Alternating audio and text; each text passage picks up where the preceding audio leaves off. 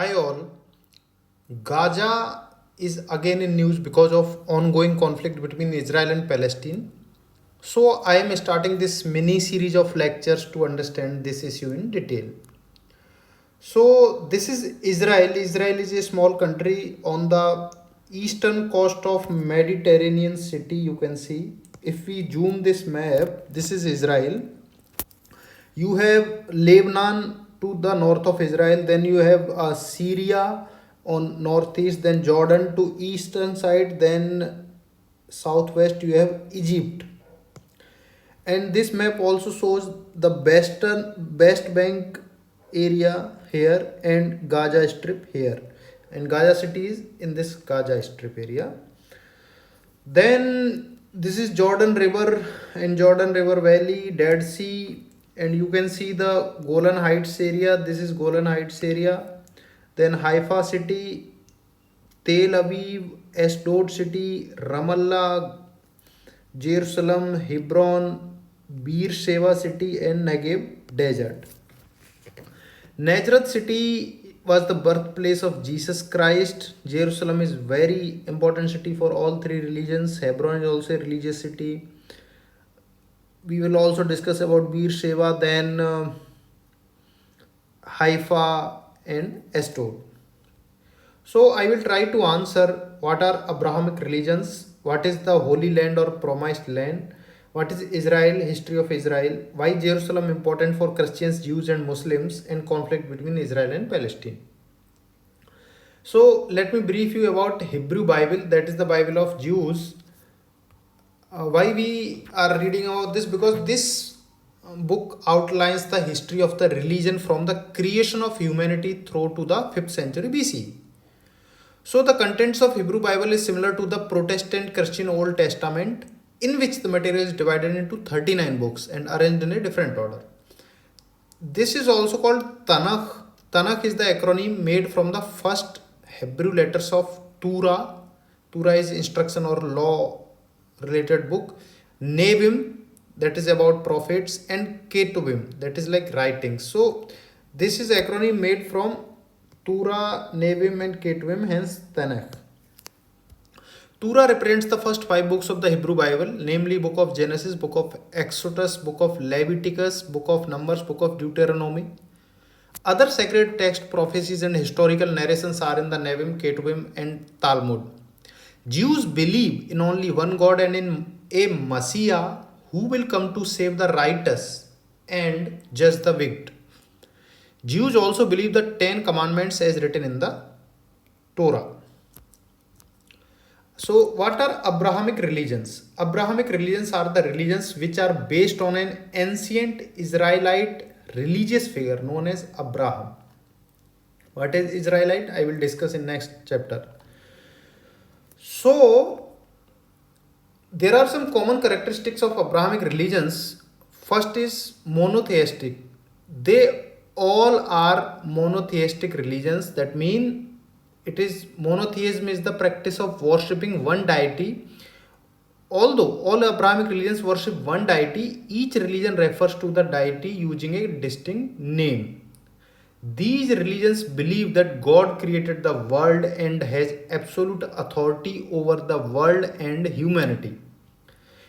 Another common thing is belief in prophets. Prophets are the link between God and humanity, where God reveals himself to these select few people to offer guidance and instructions to humanity. City of Jerusalem is also a unifying factor among Abrahamic religions, with the city being of fundamental religious significance to all the religions. And fourth, all Abrahamic religions believe in afterlife, where the dead are judged according to their actions, with the righteous being rewarded by entry into paradise, and the evils are to be punished by casting into hell.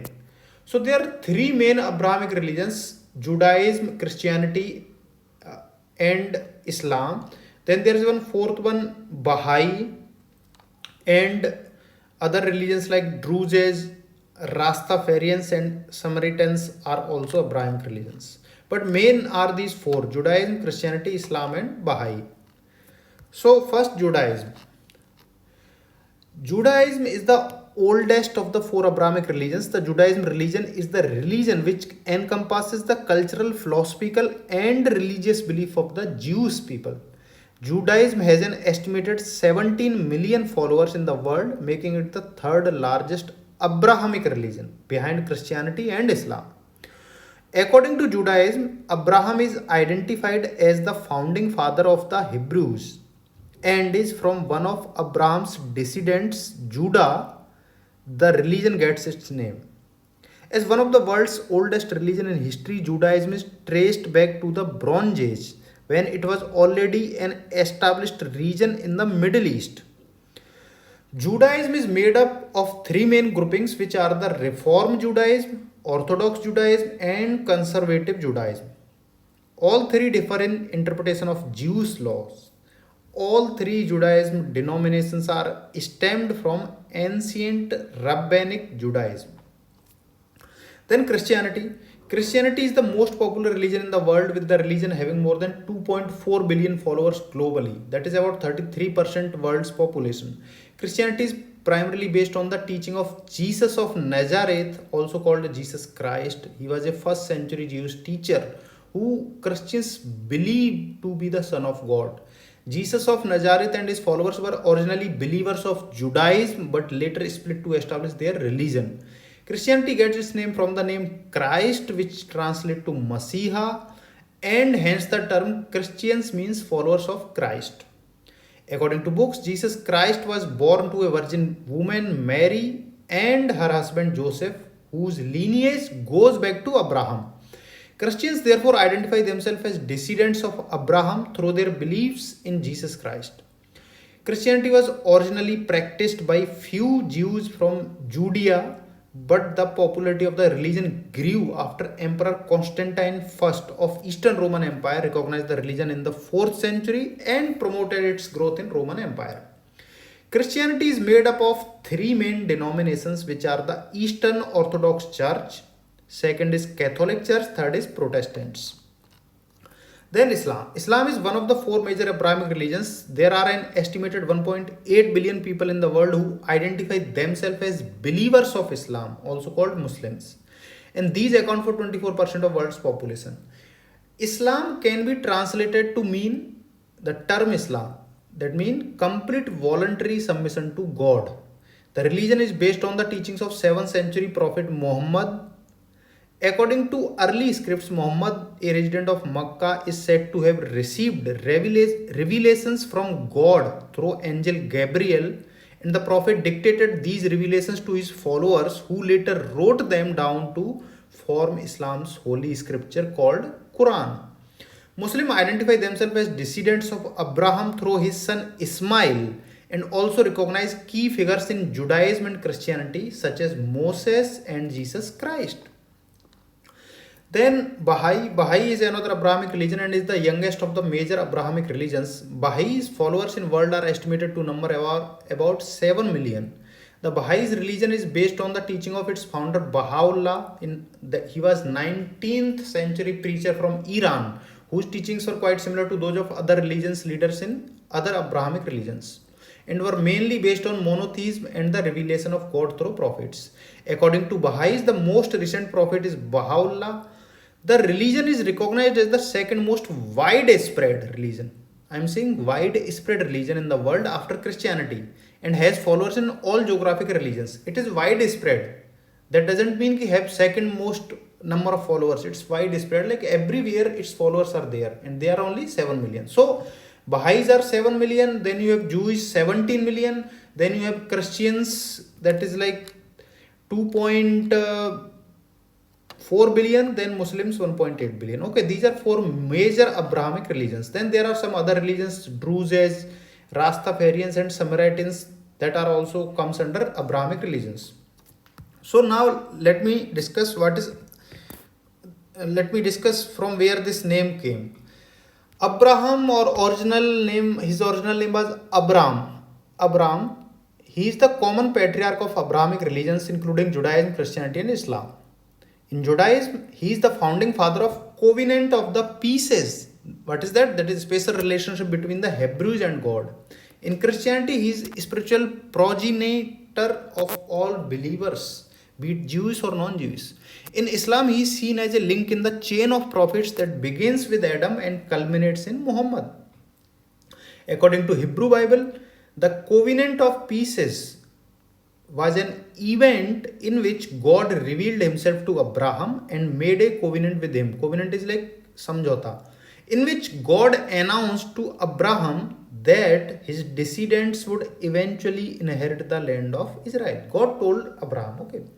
God also told Abraham to leave his country and go to a land that he would show him and promised to make of him a great nation. Abraham was 75 years old when he left with his wife Sarai and traveled to the place Canaan. Canaan is this land, modern day Israel and Palestine. He traveled from here, somewhere here to here. Okay. Then after a severe famine in the land of Canaan, Abraham and households they traveled to Egypt, but after some time they were vanished from Egypt. Then they came back to Bethel and Ai area in Canaan.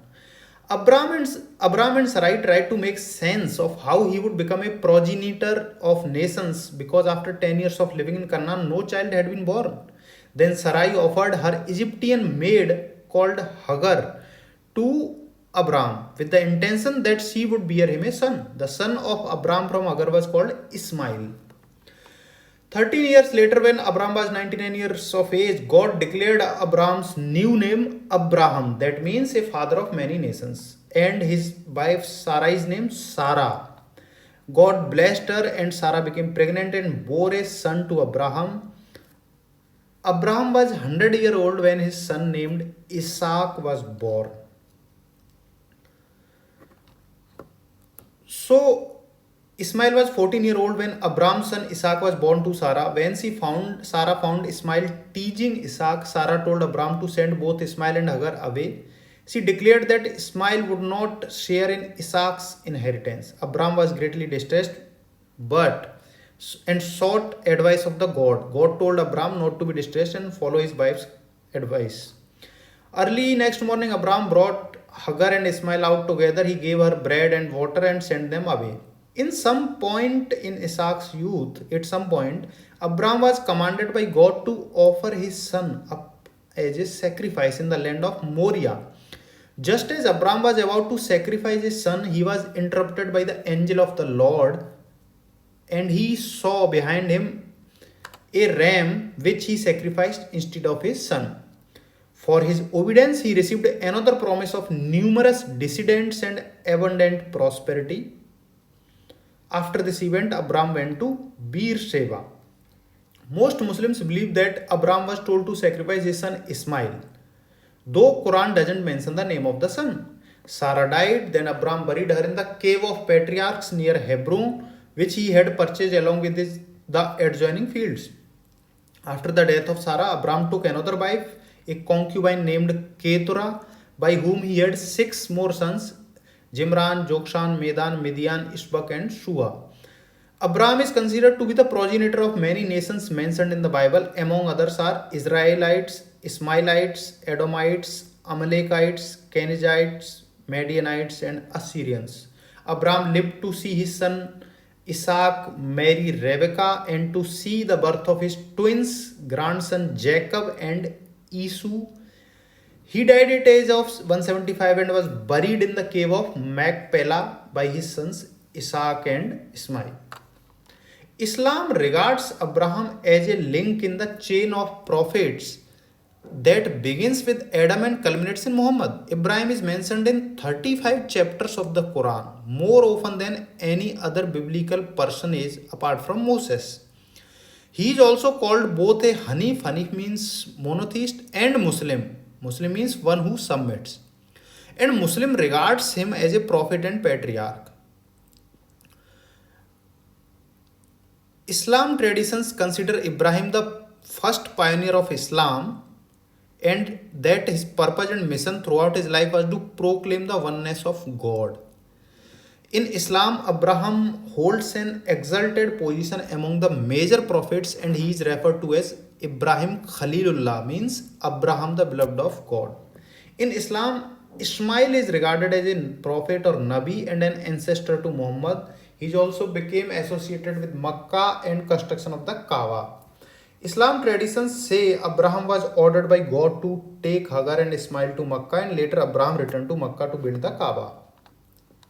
When Hagar and Ismail ran out of water and Ismail becomes extremely thirsty, Hagar is distressed and search for water, running back and forth 7 times between the hills of Al Shafa and Al Marwa. Hagar is later remembered by Muslims for this act during the Hajj, in which Muslims run between these same hills as part of the Sa'i.